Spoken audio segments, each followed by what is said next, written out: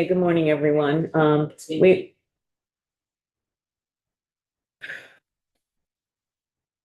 Okay. Okay, good morning, everyone. Thank you. This time of year is crazy on schedules. We were going to at 9 a.m. Take a potential vote looking at the latest draft of S-198. Pledge Council is tied up in another committee, so we're not going to do that right now. But watch our agenda because we want to do it today. At this point in time, we're going to move to our second agenda item, which is the high-end services for youth. And I want to provide a little background about a couple of reasons why we're doing this now.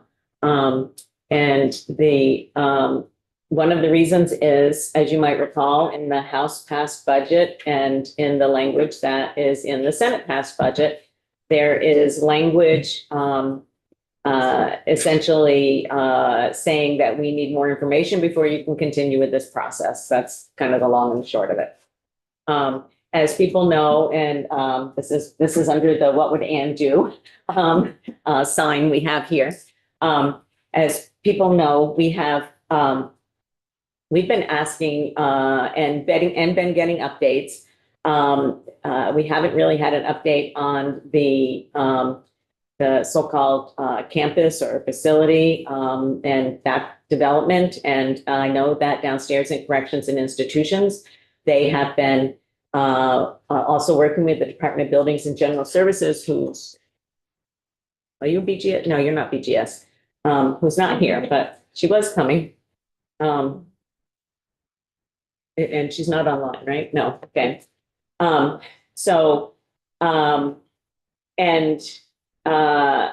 The department has expressed concern about that language because they feel like they don't want to slow up the process any further, and they want to be able to continue. So our chief concern has been the ongoing. I just was referencing you, Wanda. Come on in. Our chief concern with this is twofold. One, trying to understand what we are committing ourselves to in the way of operating costs for the future. And we all received a letter from the deputy secretary trying to provide us with, I think, what she thought was the information we needed. It was not. The Corrections and Institutions Committee also has been trying to get this same information. And so we want to know on an ongoing basis, and this particularly came up in light of the extreme cost of the program down in the, help me, Eric, I can't remember the name of it. West River Haven, yeah. The extreme high cost of West River Haven took us back. Frankly, we can't afford a similarly costed program for more kids. So, and I realize the more kids you have, generally the cost comes down. But we really have yet to receive any kind of definitive information about what an estimated annual budget would be for a new facility. We just refresh your memories. We received information that's saying, well, we think that, some of the costs will be offset by the kids that we won't have to place out of state. They'll be able to come back. But nothing definitive.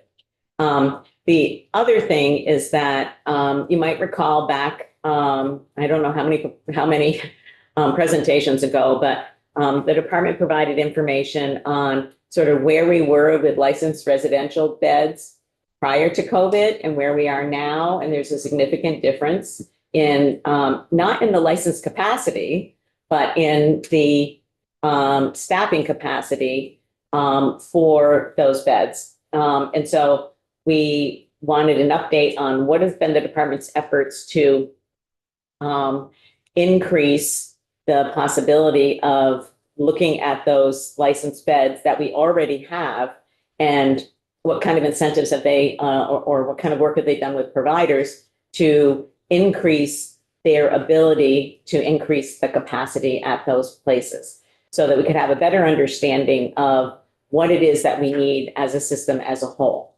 And I don't need to repeat the testimony we received from the Office of Child, Youth, and Family Advocate, who have expressed concern about,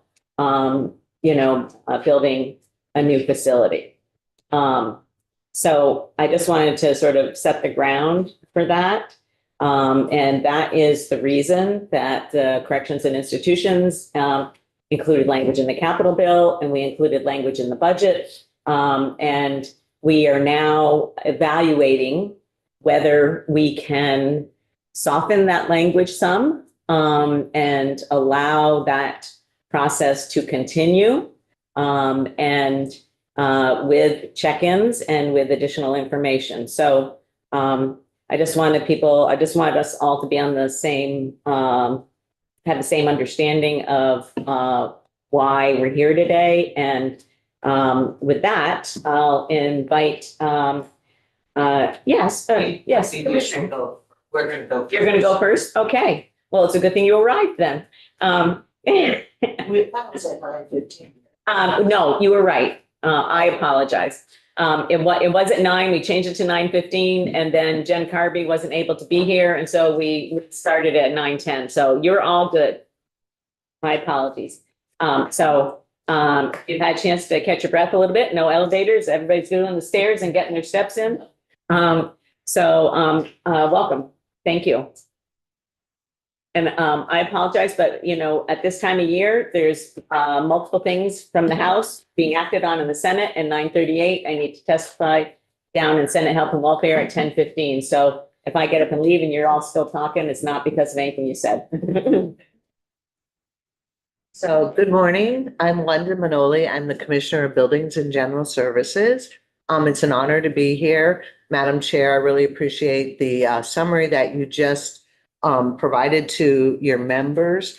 I think that I know that there are several questions that talk about the high-end system and policy that you're going to engage in with AHS. But BGS is here because we are a partner with specifically what is referenced to as the Green Mountain Youth Facility. I will tell you, I'm having really bad allergy problems, so I apologize. I also would like to just take a moment and have my deputy introduce herself. Nice to see you both. Thank you. And I will say to Emily and I tag team, we both, sometimes we focus on areas within a project in different areas. So everyone, I will refer to her at points and times, and I just want Yeah, to know that. if you wants to, you can sit. She can join me, absolutely. That's what it, well, where'd you go? Do you think we'll both fit in here? We're closely.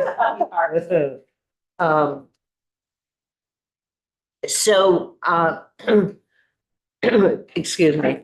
I think it's really important for the committee to know in the summary, and we understand why you why you've considered this language. Buildings and General Services, our committee of jurisdiction is House Corrections and Institutions and Senate Institutions. Representative Emmons had shared with us right at the end as they were finishing up the capital bill that they were going to mirror the language that you put into the big bill.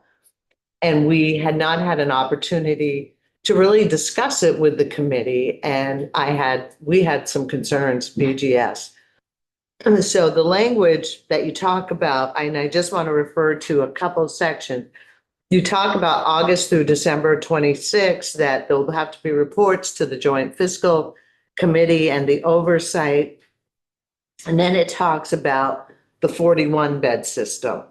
And basically, with satisfaction, the Joint Fiscal Committee and the chairs of the House and the Senate committees, we will get approval to resume expenditures on the Green Mountain Youth Campus review and design. So first of all, I don't know what the focus of those reports would be, and I think that's something that maybe clarity would be helpful. But this language came after a very long process. And that's what I'm here to talk about too, because this language and is really potentially putting a stop, a no further movement on a project that we've been working on as a state for several years. Not, and so I believe we are our third time working on designing a design, build, lease property for this facility. And I will tell you that I think it was Newberry was the first location. I wasn't around for that. I came in at the end when we were looking at the Virgins property, the land that we own. And now, so, and now we are working with a developer. I cannot disclose today where that property is, but I can give you a lot of, as much information as possible because I have not signed a contract with them. And when we go through an RFP, everything is confidential until we get to the end. I am ready to sign a contract. We are ready to move forward, but that contract is an obligation. It's an obligation to a Vermont business. It's an obligation to a developer. And so when you sign it, there has to be a method in which you pay. Hence comes back to the language where there's restrictions. But for the committee, I think it's important. I just want to summarize that we had the original agreement with Virgins. We ended that in September of 25. We went back out to bid for a new build to lease property in October of 25. We opened the bids in November. We did some evaluations. We looked, we asked clarity. How many bids did you receive? We received one. We received one bid. Sorry. Two, there was two. I'm so, I almost, there were, yes, there was. We should probably confirm that since I said one, I looked at her, but we know it was not more than two.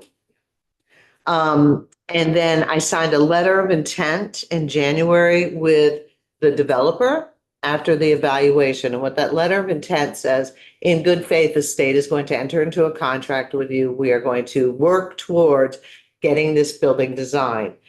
So what's important is that this building has been designed for a very long time. And what we needed to do, and we provided it in the RFP, we had to say, how does it fit on the land? What are the conditions? What are the issues? What are the estimated costs? Can we reduce it? What is it going to look? What is it going to look like? What is it going to feel like? So we've been engaged in that work in good faith since January with them. Then and Becky has something to say.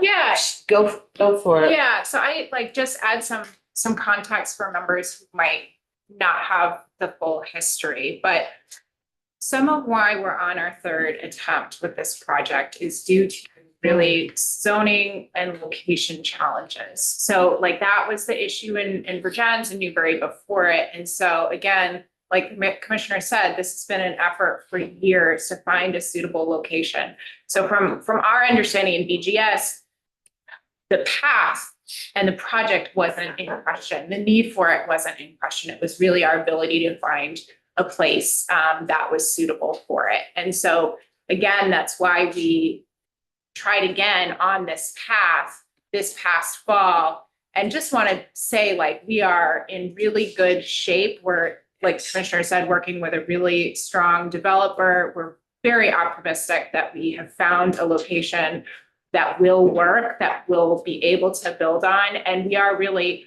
all hands on deck working with our partners at DCF, AHS, and the developer team to really make sure that we're looking at a design that will work, that meets the goals of being a therapeutic setting, all of the above. And so I think it's just important to emphasize, you know, our optimism of where we are, and then really underscore like why this language would pose a threat to our ability to keep moving forward in the timeline that we're hoping to move forward in. Sure, we appreciate that.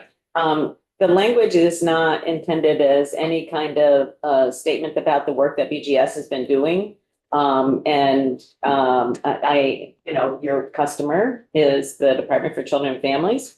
And, you know, you've been proceeding along the lines of your customers. So it really doesn't have anything to do with that. The question started, as I said earlier, started arising for us when we started to look at the cost of running these facilities and not only cost, but you know, there are mixed opinions about the best therapeutic location. I don't mean location in terms of, you know, are we in central Vermont or Chittenden County or wherever, but I mean the best therapeutic setting. Yeah, thank you. Best therapeutic setting. And then that coupled with the cost started, you know, to give us a little wet feet. You know, we started to think about what are we committing ourselves to in the future by just automatically proceeding as though nothing has changed. And I think that is, I just want to be clear that this really didn't have anything to do with the work that you were doing. Or satisfaction with that work or any of that. It is, I know you've kind of, for folks who have been at the department through both of those, you know, Newberry and then Virgins and then, you know, trying this third spot, wherever that might be. I think that is, I just wanted to be clear about that for your staff. And I think, you know, questions that we have, for instance, that sort of halted us in those other two projects are, you know, zoning, as you mentioned, Commissioner, public opinion in terms of location. And, you know, those are questions that I guess we would have probably on the zoning side for you. On the public work, you know, what has been done, what is intended to be done. Because once we commit ourselves to something, I'm sure that there's ways to get out of a contract, but it's not easy and it costs money.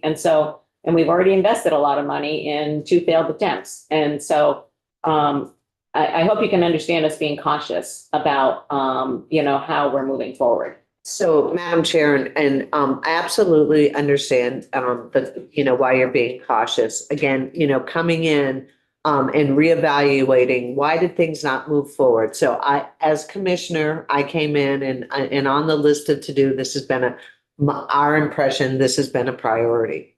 And so, you know, we reevaluated what worked, what didn't work, what should we look at? And we were very conscious of that when we put the RFP together. And I think, and so also like BGS holds the contract, we're moving forward in good faith, moving forward with this. We're responsible for the leases, et cetera. I don't need to get into all of that. But, you know, looking at one of the lessons learned was around the zoning and around the permitting. And for some reason, BGS attempted, we would be the lead on that. I'm using that as an example. So we were very clear in the RFP, the developer, the property owner are going to be the lead on this. It's in their community. This land sits in their community. They're probably members in that community. We'll be at the table with them, but they know what they need to do and what they need to get accomplished to get that land permitted for the building. And that's really paid off dividends. Yeah. I just want to say. Is it an acceptable use of the land? Or is it? Our understanding, it is an acceptable use. Yep. Go ahead. It's an obligation of the developer, and that was part of the RFP, that the developer would be responsible for ensuring that it's an allowable use. And for handling the permitting process. And the developer is confident that it is, and we don't have any red flags about that at this point. So again, we're very optimistic that we've found a site that will work. So sorry, we went through something similar in my community for a different project, but so when you said that it's up to the developer, I guess my question is very specifically, does there have to be zoning changes? Or are you confident that there's no zoning changes required? At this time, the developer believes, and we don't have a question, that it is an allowable use in the current location. So no zoning changes. So I think what's really important for the members to understand, we're working again under the letter of intent, which is the step towards signing the contract. We have not publicly gone before the community and they have not filed their the formal documents because we've been focused on what does can the building that was designed originally, how does it fit? What do we want to change? Are all of the programs and services there that DCF wants to be provided? What's the entrance? What are, are there any roadblocks? Right now, knock on wood, we have not run into anything. It's been more about size, scope, making some decisions in those areas. We have a question from Representative Steady. I guess I'm confused.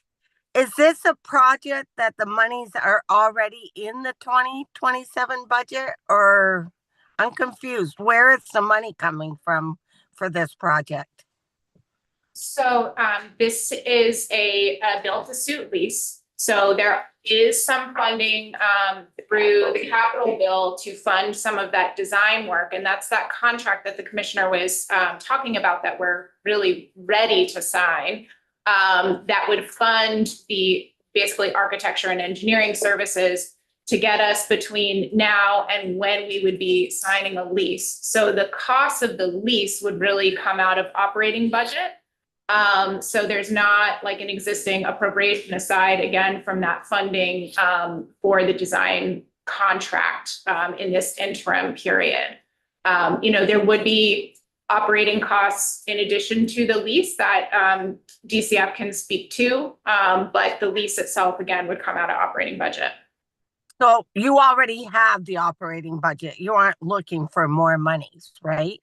It would be a future budget need. Boy, that's scary. Okay, as a representative of the taxpayers, I'm very disappointed. Thank you. Representative Steady, that's why we're having this meeting, so we can understand better what the future costs would be before we proceed. Okay, so continue. Thank you. I think, so I think at this point, maybe, are there more specific questions you have? Because I feel like we've highlighted, but and I'll sit here again. This process is very fluid that we're going through. If everything were to line up, there's potential to have a facility in 2.5 years. Because again, we're not building it. There's a developer who owns the land, who works with, and I know you're familiar with this just from your own community, Representative Wood. We've got a very aggressive schedule, and like I said, it is working very, very well. And with the language, so while we move forward with all of these actions and activities, all of a sudden to stop, we'll extend the time, we'll increase the cost, and we could lose. We could lose the developer potentially. I mean, there's always that risk. Thank you. Other questions for DGS? Go ahead, Representative Bishop. Just referring to something we have in our list of documents today, the April 10th memo. So you have it there in front of you. So that seems to represent what the ongoing operating costs would be. Is that correct? And that includes the lease that you just referring to? Yes. And their estimates. So that's the estimate of the combined operating cost and lease cost. The operating lease costs combined there. And is there a figure that shared with us regarding the current budgeted amount for the design phase of this? So 1.3. yes, so there's money in the capital bill. There's, and I think it's important, the money that's in the capital bill or the authority not to spend, the bulk of the cost of this will be rolled into the lease, but there's some prep work that's up front that it's 1.3 million roughly to get it to the place of signing a contract, a design, a lease to, build contract. I can't even talk. The architecture and engineering Thank you. services. Yeah. And it's right now in the current capital bill, there's It's three, 750,000. And then there was a 300. Yeah, in a prior. Yeah, A final question, looking at that line for the operating expense, which say include the lease payments, it's an estimate, but it's flat over the 3 fiscal years. Once it's up and running in 29, it's at 9 million in 29, 9 million in say fiscal year 30 and 9 million. We anticipate with respect to the lease side of things, you may not be in control of all the other operating expenses, that it will be a flat cost for the lease in the first 3 years. No, the lease will have a standard escalator annual, Yeah. like based on CPI. So, and again, I think that's, I'll let DCF speak to, that estimate and how that might reflect other operating costs in addition to the lease. But I want to just emphasize that's, I think a rough estimate at this point in time, and that there would be more clarity in how that would escalate. But the lease itself, yes, would have an escalator. which is normal. Yeah. It will have a Yeah, I would clause where anticipate we- it. It's just. Right, and, contrasting that with what I'm and seeing. one of the things, with the current lease, so they've given us the, everything in this lease, plan where, snow plowing, shoveling, multiple things. We still haven't worked out who's doing what and who's responsible for what. Our goal right now is to, ensure that there are enough beds that we've been asked to design, that there's future growth, that it's a sustainable building, that it's efficient, multiple things, and that, That And has then- trauma informed design. that's right. And that on the design and on the operating, that we really look at every one of those elements. Who should do what is needed. So in the RFP, they gave us everything, and we've been just working back on, expanding, contracting, and who's really going to be doing what. And those will be the numbers that we finalize on the lease. Heat's included. It's an all-inclusive lease, basically. And what do we want to buy? What do we want to provide? We have not gone through that exercise. Thank you. And I do just want to offer one correction for the record. There was one bid in this most recent RFP process in the fall. I was getting confused from the multiple attempts, but this most recent, it was one. Was one. Thank you. Which, I think, probably is one of the things, I appreciate that you having a good working relationship with the potential, bidder here. One of the reasons that I think the cost is so high at, West River, South the right, okay, West River Haven. Because we had one bidder. So it's an interesting time we're living in, it's all reflected. Rep. Noyes, you have a question? Yeah, I don't know about bidding and construction that much, obviously, but is it common to just have one bidder? So, I mean, Lately. for a specialized project like this, right, there can be a limited universe of companies that can do this particular type of work. And then also just timing, like schedules may be full, there might be other work going on. So like the commissioner just reflected, right now, it's not that unusual. In previous attempts on this particular project, there were other bidders in the mix who didn't, come back for this third attempt. And, that might also reflect if Yeah. we had to try again, we might see. We weren't offering property at this. Well, that's what I was just gonna, Yeah. you just hit it. They had, so I think what's unique about this is that we're asking them to use their property to design the building, to build what we want, and to lease back to us. And so there's not a lot of businesses in Vermont that do that. And then and it needs to be, so many acres and, all of these other restrictions. So getting one bidder, and to your point, the Virgins, we were using state land. So we had more developers come in and say, and bid on that project. And so with this case, it's limited, but we are seeing we are not seeing just in general, in our world of buildings and general services, we are not, I remember days when we would get 10 or 12 bids. We're not seeing that anymore. Especially for the larger projects. Yeah. And more specialized projects. Well, thank you both for being here and I appreciate the work Thank that you. you put into this and we will, continue to work. on it. So you can leave that there. I suspect there might be more than one person who might be coming up. I'm not sure, but if there is. Welcome. We'd love to hear from the department now with updates. And I see we have a slide deck from Erica on our website.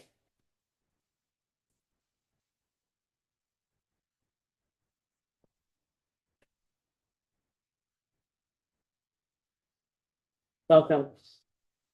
Thanks.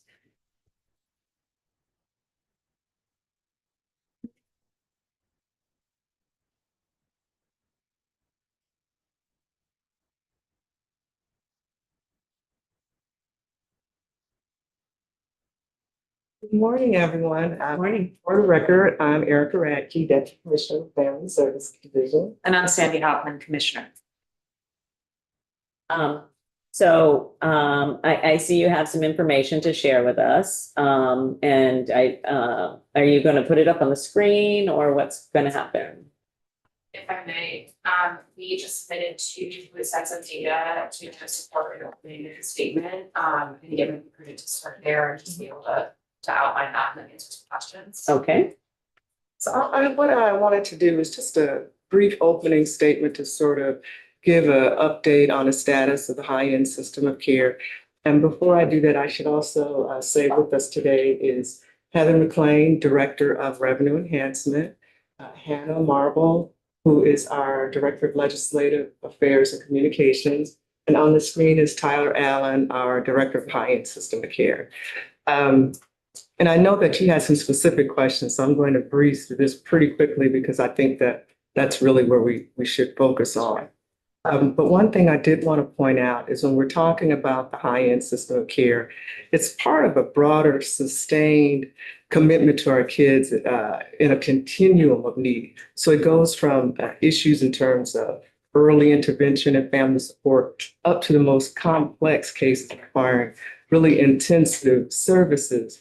And so when we talk about needing a facility like the Green Mountain Youth Facility, we're talking about then youth with the most highest acute needs, behavior as well as mental health, and that they tend to be justice involved, or they are justice involved.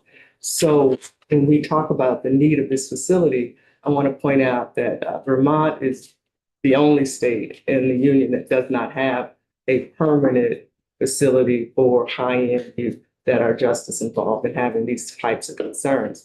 So, and that was really the main point for us in talking about why we were concerned about the language in the bill, because that language really would prevent us from moving forward with the need it's critical for us to have this type of facility in our community. I want to back up a bit and talk about, I know when I've been talking to legislators and they talk a lot about what about our commitment to prevention, because this is a lot of money. And what about, making sure we're not focusing on the highest area of need. We have kids that have all types of needs. And I want to just really emphasize to the committee that we do have a focus on prevention as well. And what I want to talk about is the data.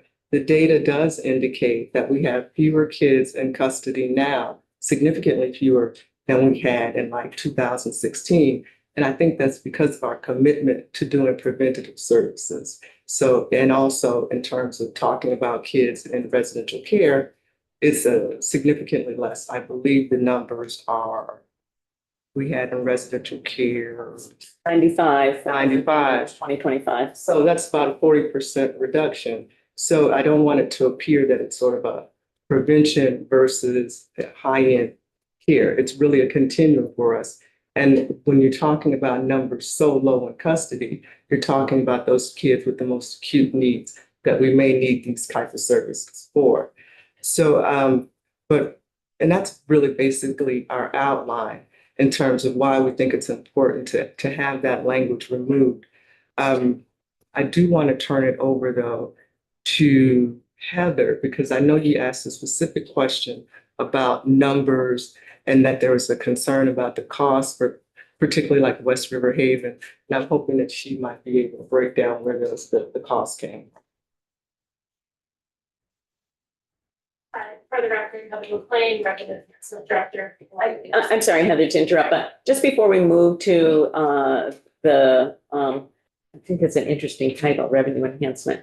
It seems out of place in DCF, but I don't know. Yeah, I don't know. But tax department or something, I don't know, maybe, but so we're looking at 14 beds as a percentage of how many do you view? So like when I look at the overall system, and as you pointed out, it is good to see fewer folks in residential care if we're meeting their needs in other ways, or if there are fewer people presenting as having those needs. So when we see, 14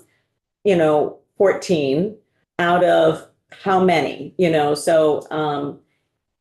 what are we looking at in terms of the total number of residential bed capacity that we need, and then how many at each level? And we've been focusing in on the high end, in terms of crisis stabilization and treatment.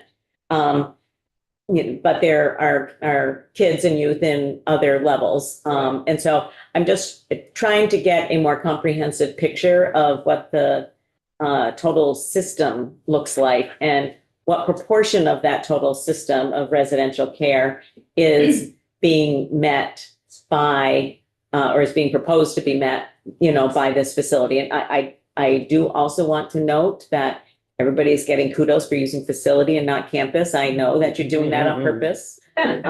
So I appreciate that very much. Okay.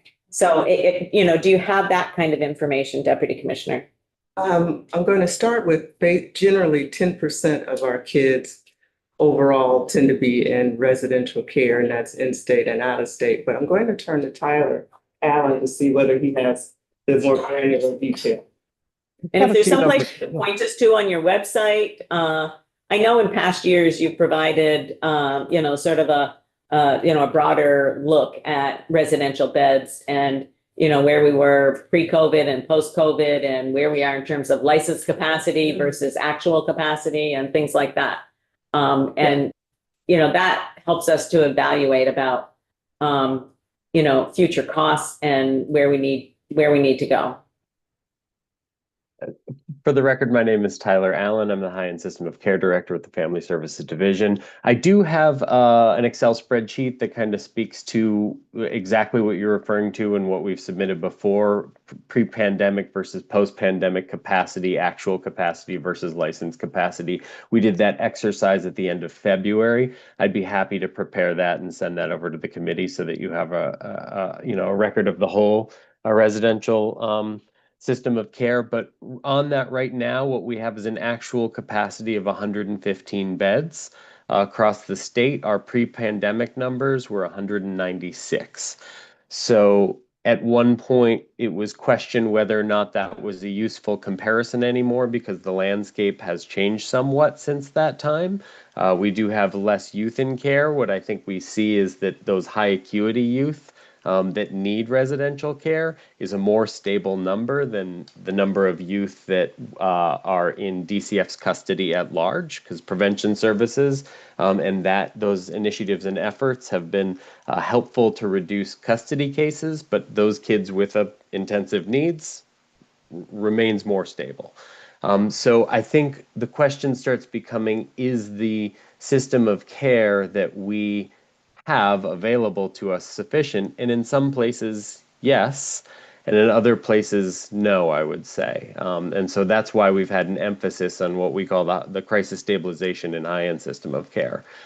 So our plan for the past few years has been to push forward the West River Haven program, which expands our non-secure crisis stabilization network, and then B, of course, the the secure facilities, stepping up from our temporary 4-bed solution into a 14-bed solution. Okay, and so yes, it would be helpful if you wouldn't mind, Mhm. whatever form that you want to send that information over to us in, that would be greatly appreciated. But overall, we have 81 less beds in Vermont's residential system of care. And that is for both DMH and DCF programs in Vermont. And both DMH and DCF utilize out-of-state programming as well. DCF, it's been historically roughly half and half in-state versus out-of-state.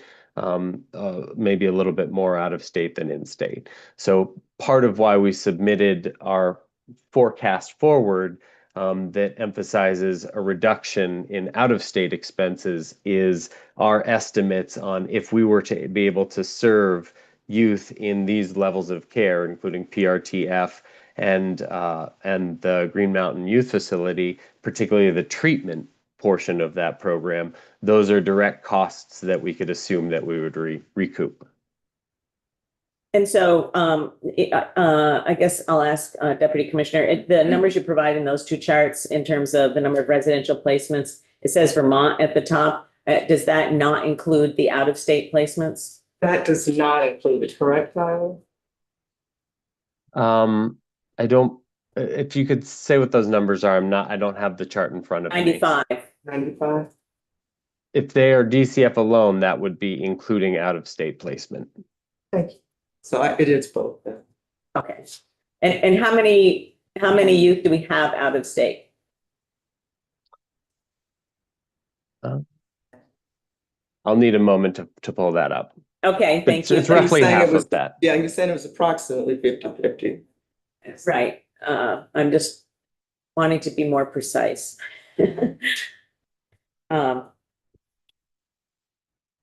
Okay. Any other questions on this, on the what we have in terms of current capacity? And I guess one question more that I have,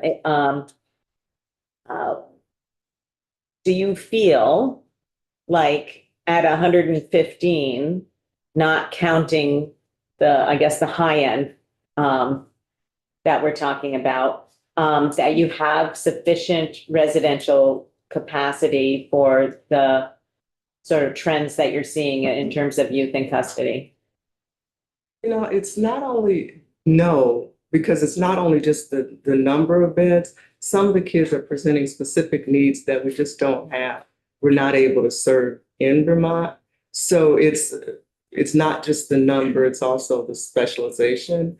And that's where we find ourselves sometimes having to send kids out of state, even though we would prefer to send them in. Mm-hmm. And so I guess that's my real question, Deputy Commissioner, because I was hesitant in the Deputy Secretary's memo to really buy into that there'd be $21 million of quote unquote savings in out-of-state placements that would then be applied to the cost of this program.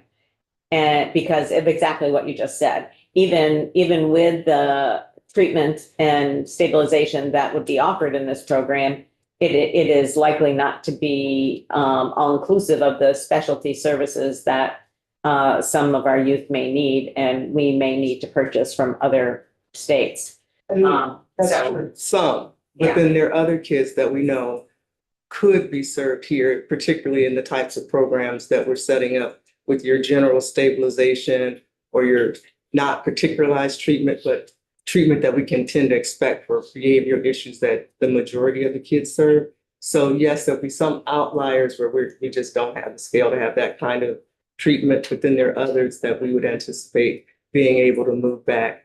That's sort of the way Director Allen mentioned, if bringing kids back, especially specifically those in the treatment side. So I do expect us to be able to have some savings, and also there would be additional savings, not necessarily bringing kids back, but the fact that we will be closing like a Red Clover is another thing that will bring down some of the costs. Mhm. And I do want to point out, when we talk about West River Haven, the cost is high, and there is that whole issue of if that was the only person willing to do the work for us.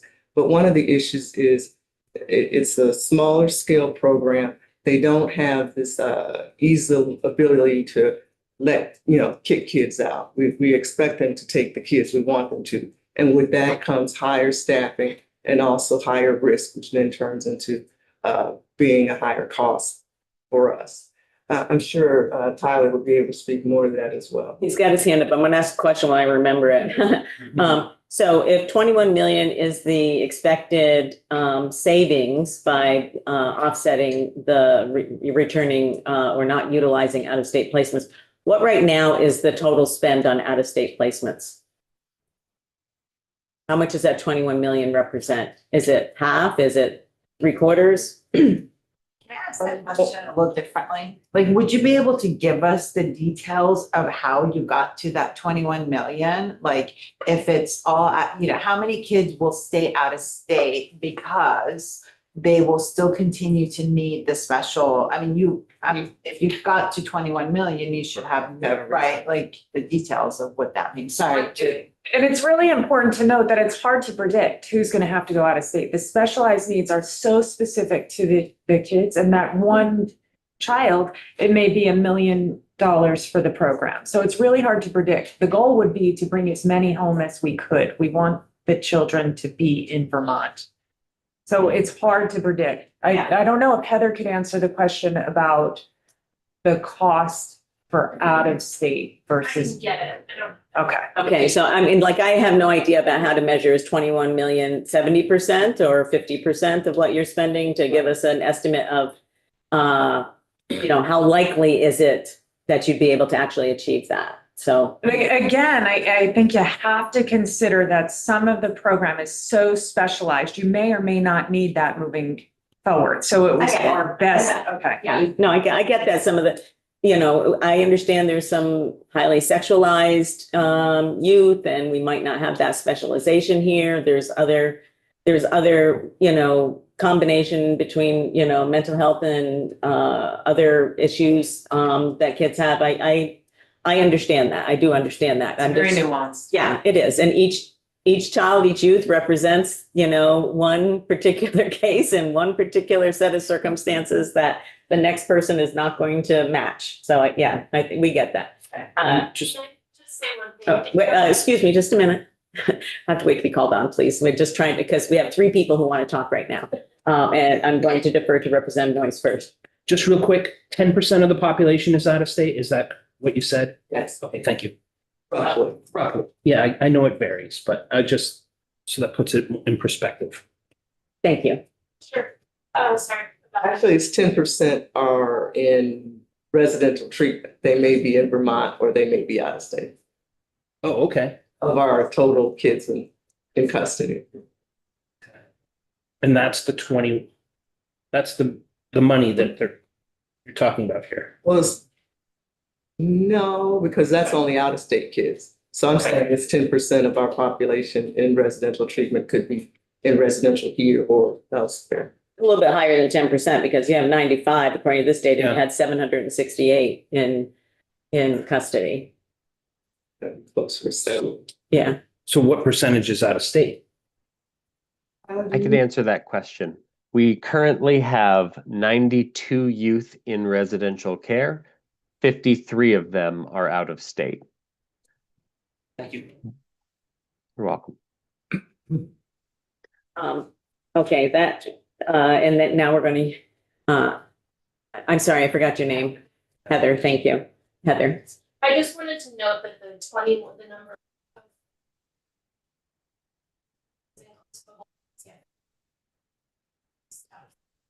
Yes, and that number is higher.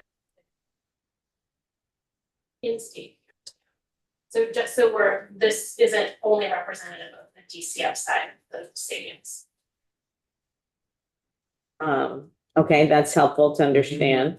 I'm looking at the number of 53 out of state right now and looking at a facility that will have 14 beds. And I'm just wondering how that $21 million gets achieved.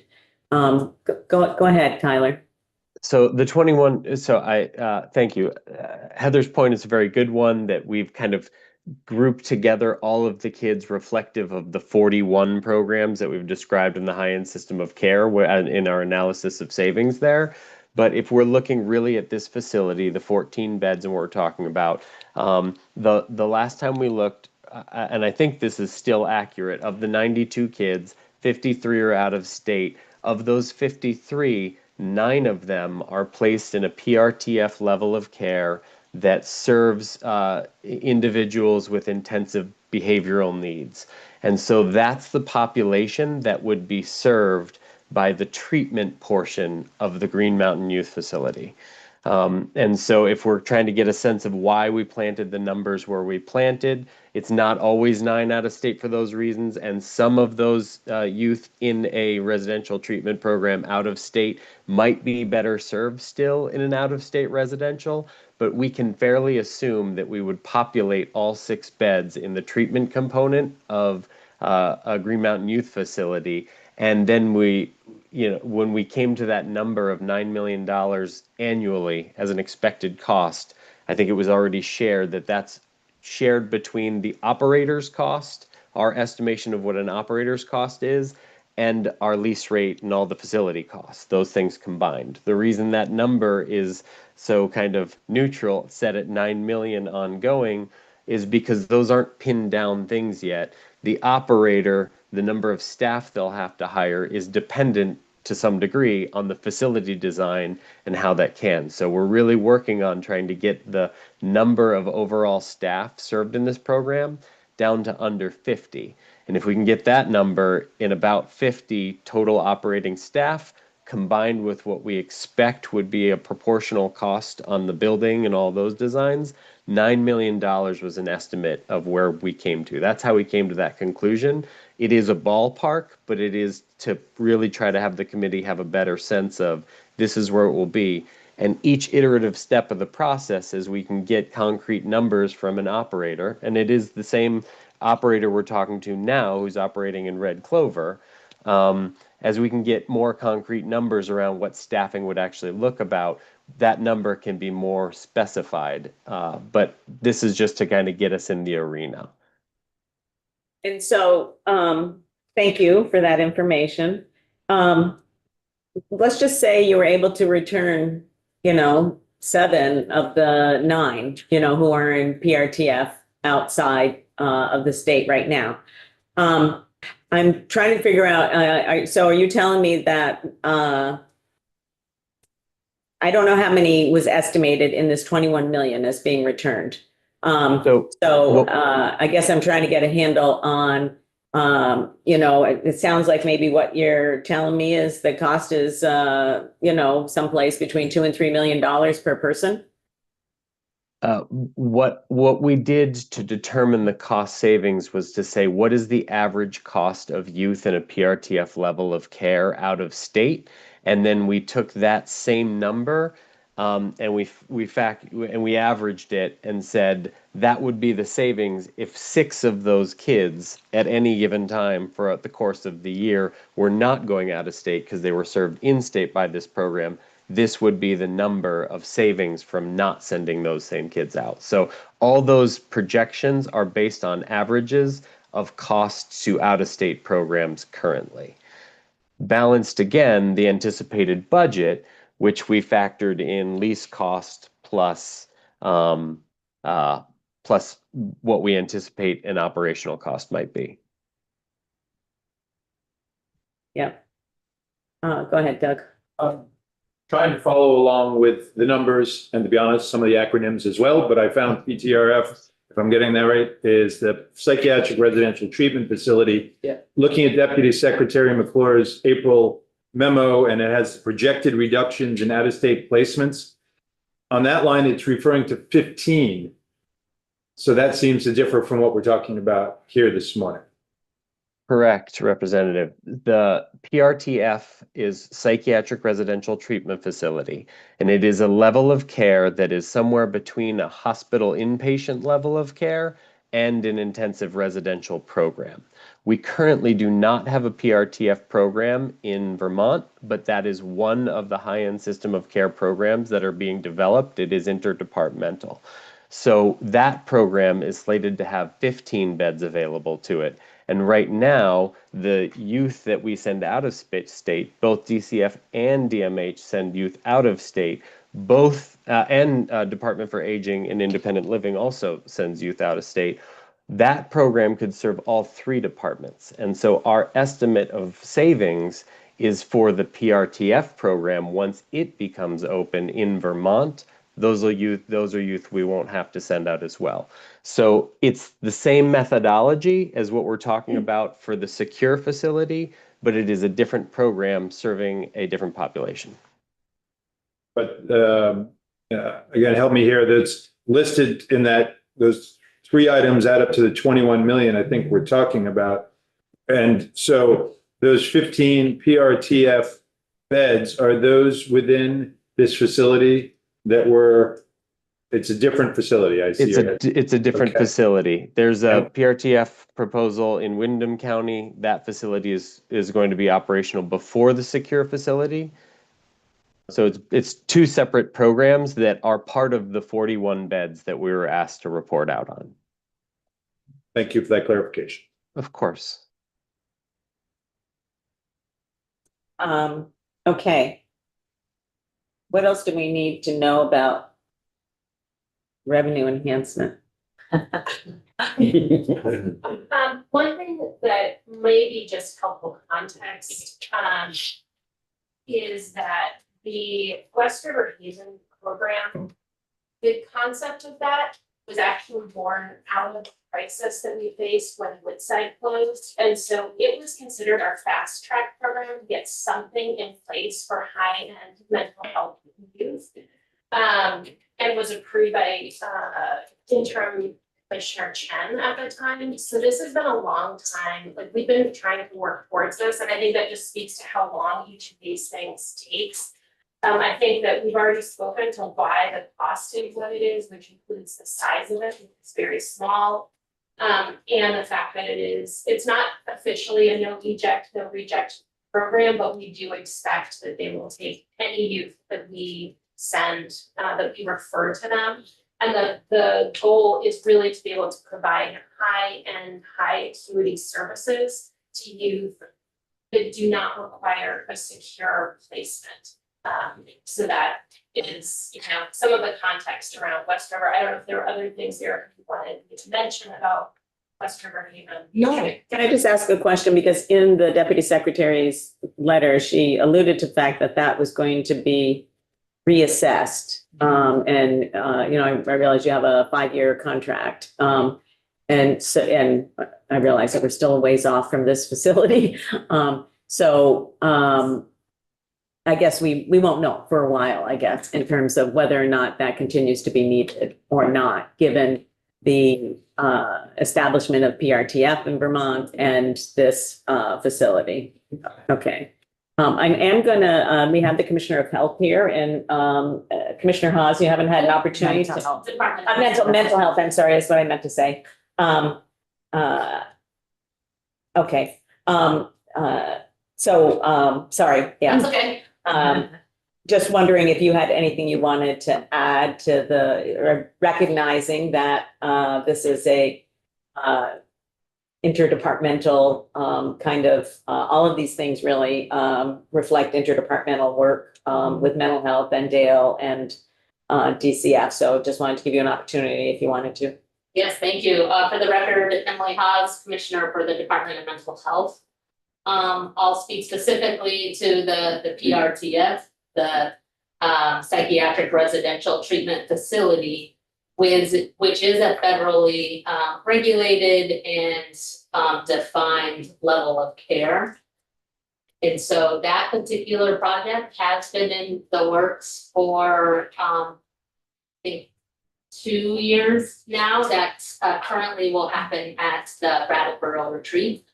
The hope is that that particular program is up and running this fall. There were some contract delays. We worked through all of those negotiation questions, and so that particular PRTF, which is the 15 bed, should be online here within the year, which I think is a benefit to this discussion. Then we can start working on getting kids youth who need that level of care back to the city.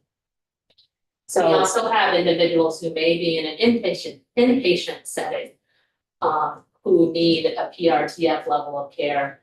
And if they are waiting for placement out of state, they're in that hospital setting. And so this would allow for us to then transition individuals who may be ready or nearing ready for discharge into the PRTF program in a more timely manner. So that's, it's good to hear. I'm good to hear that, that's actually relatively short development time, given, I mean, existing buildings and all that, but, so one of my questions is, because, in state government, we know how this works. So if there's significant savings achieved by the fact that we bring these kids home already, let's just say in FY 27, how's that money going to be captured 4 years down the road when this facility opens? Do you understand what I mean? Yeah, when West It goes- River, I right. was trying to remember West River Haven's name, that's why you saw me. Yeah, not West River Haven, but The whatever the name of this Green new facility, Facility. which is what the deputy secretary is pointing to as savings to help finance this facility. I just know how government works. That savings go to the bottom line, and And it's unless, savings potentially across 3 different departments. exactly. As well as the lease space within the BGS context. So I certainly understand that question. For the Green Mountain project, that should sit under the DCF lens, and so I'll let the DCF partners answer that. I mean, the reality is that there'd be savings in 3 different departments' And budgets, budgets, yeah. and just to, be blunt about it, I'm just putting out there that can't go to the bottom line. In other words, you're gonna have to be able to, reserve that base funding, for these new programs that are gonna be underway. And, the funding mix might be different depending upon Medicaid eligibility and all of that kind of stuff. But, I'm just a little concerned, that savings that might get achieved in 27 and 28 then all of a sudden aren't available in FY 30 when we, I'm not just putting those dates out there, but they're not based in reality. But then, when we're counting on some of those quote unquote savings to finance this Green Mountain Youth Facility, because that's the way state government works, And, there may be savings in accessing all types of healthcare. When the healthcare system is working in a well-designed way, you may see decreases of people needing crisis beds within the designated agency system. You may see less utilization of emergency departments. Like that, cost savings could show up in a few different places. But I assume that through our budgeting process and budget presentations, that cost savings or shifts or proposals would come up within the context of our typical budget cycle. So. And that is what I was going to say too. And because we're building the budgets as an agency, we would be talking about that and we would present it when we're presenting our budgets. So not only would we capture it within our individual when we're doing the budget building process, you would have the whole picture from the agency. Yes, no, I appreciate that. And I guess it's going to be incumbent on the people who are sitting in these seats over the next few years and next door in healthcare to really keep an eye on the fact that we need to essentially set aside those savings for future expenses. And they may be savings in that particular year, but they can't be removed from the base budget, if you know what I'm saying. Okay, other questions for the witnesses this morning? I have to excuse myself because I need to skedaddle downstairs to health and welfare. on another department bill. I'm sorry, yes, Commissioner. Madam Chair, just, really briefly, I appreciate the time that you've taken, today to spend with us. And if you were looking at the language and, I think you've heard us, requesting not being so restrictive and being able to continue moving forward with the design. I want to say to the committee, what's really important, the way our process works with the, contracting, that we, moving forward with the contract, both the entity we're entering into an agreement with and the state can always step out before we go to construction. And a great example is maybe the permits don't come through, maybe the design doesn't work, maybe the cost is too high and we can't produce it. So there's always that last step evaluation that happens before we actually go to construction. And we would have to, agree on ending the contract. And so I think for the state, the risk is not as high as some people think about moving forward with this design. And I just want to bring that forward again to the committee, and I really appreciate the time. Thank you. I think that's a good point. So I'm going to turn this over to our vice chair, and thank you all for being here. Appreciate it. Thanks, Chair. Just like clarifying with what you just shared there, because going through the language and I just took a couple of notes. It seems like either carve out the site identification and site control freeze, or put some type of language in there that allows you conditional or contingent site control. Is that kind of where you're going with this? It's obvious, the language is just clarifying that there's restrictions in regards to the facility. It's not the programming. It seems that this language is tying your hands with moving this project upstream. Is that kind of where we're at? So, yes, Representative and Madam Vice Chair, if I could just address the language. I think that, when we read the language, you're asking for a joint report, right? Updates. And on the campus, but then you incorporate this language on estimated cost of annual operating of the 41 beds. So that's really a little confusing. And when I go to the language, I think what's most important is you say that DCF and BGS can't spend any money. We have to spend money to do a design. We have to spend money to make those investments, to do those analyses, to file the permits. So I think the intent is, the way I read the language, and we weren't here, part of it, but what I understand is this language is, we really don't want you to move forward until we understand the overall budgeting on the 41 beds. But I think as you heard today, that they coincide, right? In order to gather those savings and to address some of the information that was in that memo, we have to advance this. So what I'm saying to you, sir, is that allowing us to move forward is critical, I think, to the overall services that you are trying to provide as legislators. What our contract does on the Green Mountain Youth facility is it allows us to continue forward, having those public forums, doing those outreaches, but both for the developer and for the state. At any point, we can end that agreement.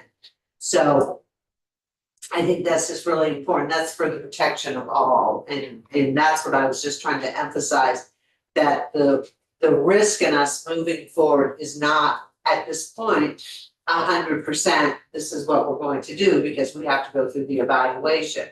What I think we're also saying too is the indications are really good on how things are moving forward. And I sort of jumped around what you were saying, but May I add something, just making sure we're looking at the same oh, language, because you're referencing site control, and that's I didn't see not that. something that rang a bell for me, so you're looking at. No, go ahead, I'm sorry. Okay, the House passed version, the language from the Capitol bill, which I think is replicated The budget. in the budget bill as well. And so the language really that's problematic for us is section 16 subdivision B, and again, we're looking at Capitol bill, so it might not be what you're looking at, but it says Notwithstanding any provision of law to the contrary, DCF and BGS shall not expend funds for further development of Green Mountain Youth Campus in fiscal year 2027. Again, until approved by these committees, and that's the language that for us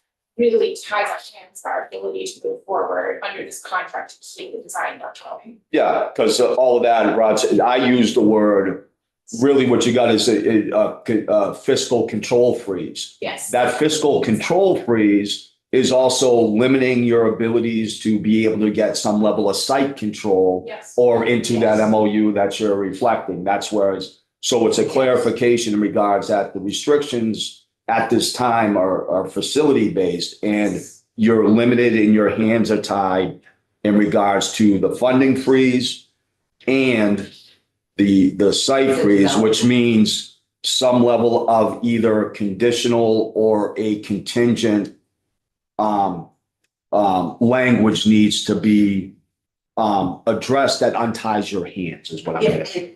And just to add to that, you know, I've listened to the conversation today and we want to understand the budget and stuff. Mhm. We have to develop this in order to give you those numbers as you continue to work with AHS, right? We can't do analysis and answer all those questions without making the investment in some of that preliminary design in what we're doing. And I think that's really critical too. And I think, you know, and as an observer with some of the questions that you've asked around the budget, and I'm looking at the commissioner to see if she wants to add to that. I think I'm trying to ascertain what it is that we need to move forward. What else would you need to change the language to remove those restrictions so we can continue to move forward? So unless if folks have any other questions, right? So here we've heard your testimony and your challenges with the current language. And this is an opportunity for members to ask questions about that so we can consider how we, you know, as policymakers will move forward. So if folks have any more questions from the folks from the administration, now is your chance. And then we can have a discussion later about how we will proceed as far as making recommendations about changing the language or not. That's. I maybe wasn't clear. What I want to know is what we can tell you that would alleviate whatever the fear was that the language was put in there. Did we answer everything that was in question?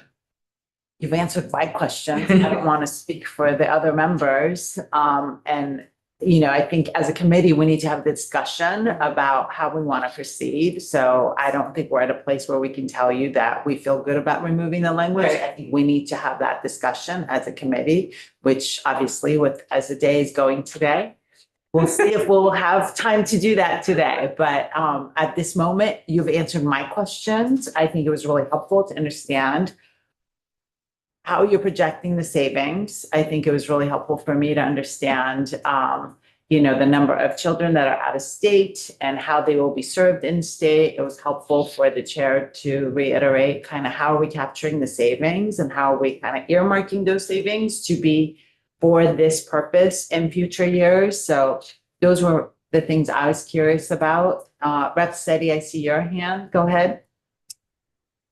Hi. Can you hear me? Yes. I'm having people, I posted this on my Facebook while we were talking.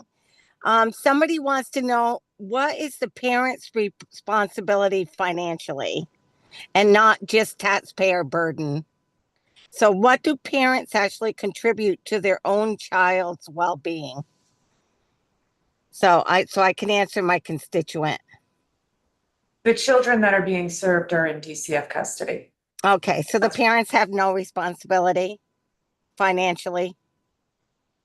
I just need to answer my constituent. So that's a loaded, I mean, Yeah, there's so maybe, much. maybe that's something you can take up with the commissioner offline, because I think there's a lot of complexities to that question that I don't think we have time to address at this moment right now. So Okay. I encourage you to check in with Commissioner Hoffman. Okay, and then I'll get to my constituent. Okay, Yeah, thank you. Great, thank you. Do folks have any other questions? Or we really appreciate you all being here and answering our questions. I know this involves a lot of different entities within state government, and there's a lot of overlaps, and it's a complex issue we've been trying to get at for many years, as you've demonstrated. So really appreciate your availability and the information you brought. And we'll gonna go off live now. Do you have any? I just want to say thank you so much for your time. I know Tyler's going to supply that spreadsheet that had additional information. And as you're having your discussions, we are open if you do have questions. We really do want to provide the information you need. Thank you. All right, thank you so much, Lauren. Thank you.